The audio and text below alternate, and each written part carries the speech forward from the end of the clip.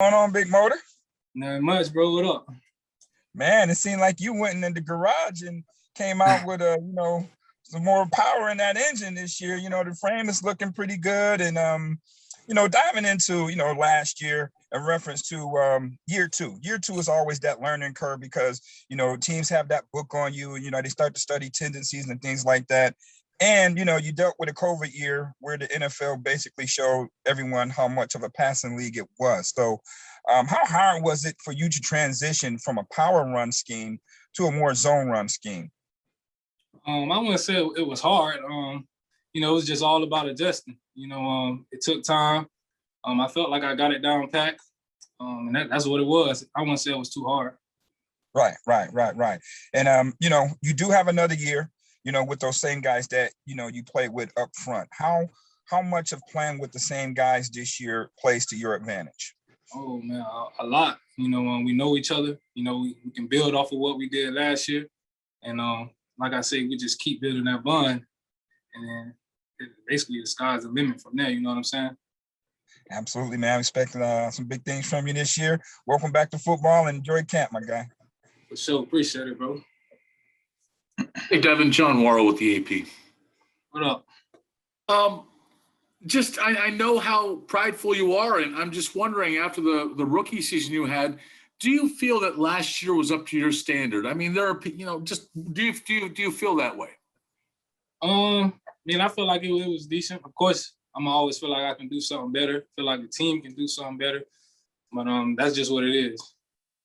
I hear that. Not sure if you hear the noise. I mean, and I know there's things that went into, some changes and the fact that they did a lot of passing, but there's a whole bunch of noise outside the locker room that says that maybe you may have struggled last year.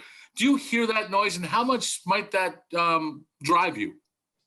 Man, noise is noise. I don't pay attention to it. There's always gonna be noise. If you do good or if you do bad, that's just what it is. Fair enough. Thank you. Hi, Devin. Wanted to ask you, in kind of following up to what John asked you about being driven to obviously improve, and I know you'd feel that way regardless of what happened in 2020, but it looks as if just physically you've transformed in a big way. And I know how hard you worked last year, talked with you and Kevin Smith about that. So what has this offseason been like in regard to your working on just trying to make yourself the best you can possibly be physically? Yeah, man, this offseason has been great. Without COVID, I'm basically able to get back. Everybody's able to get back to a regular, training, whatever is that, lifting weights or being with your trainer. So I feel like that plays a big part. And basically, we don't really have to worry about COVID as much. That's what I'm saying. So right.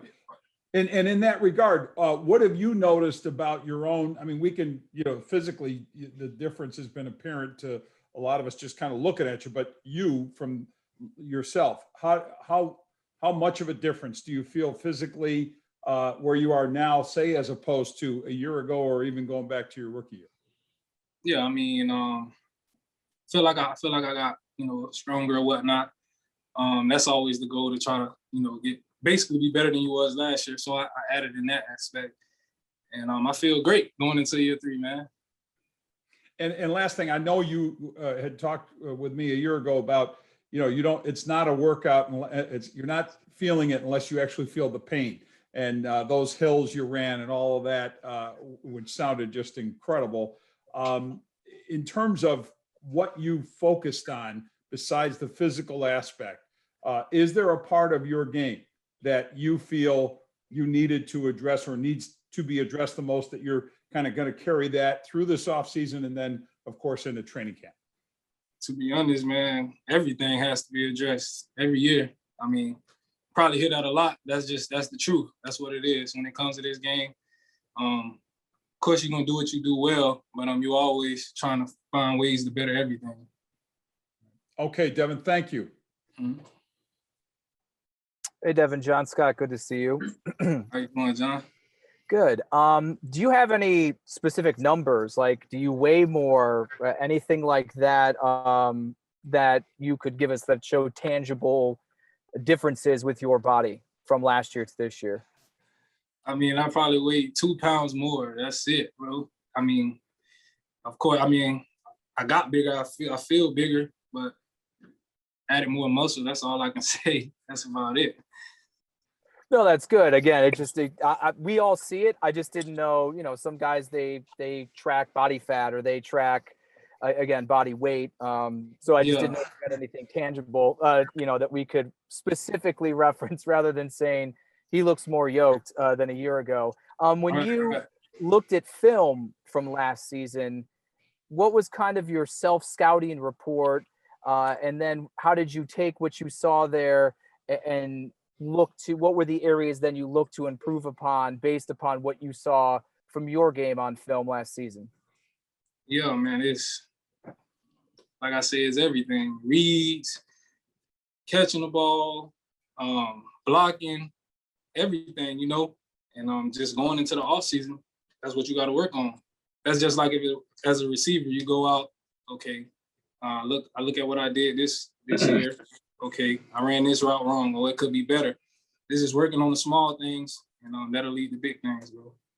Now, were you working with a different coach? I know you work with Kevin, but I saw you with like Instagram videos with, I don't know if it was J.K. Dobbins. I think Matt Breida was with you. I mean, were you working with a different coach, and what was the message and objective with that?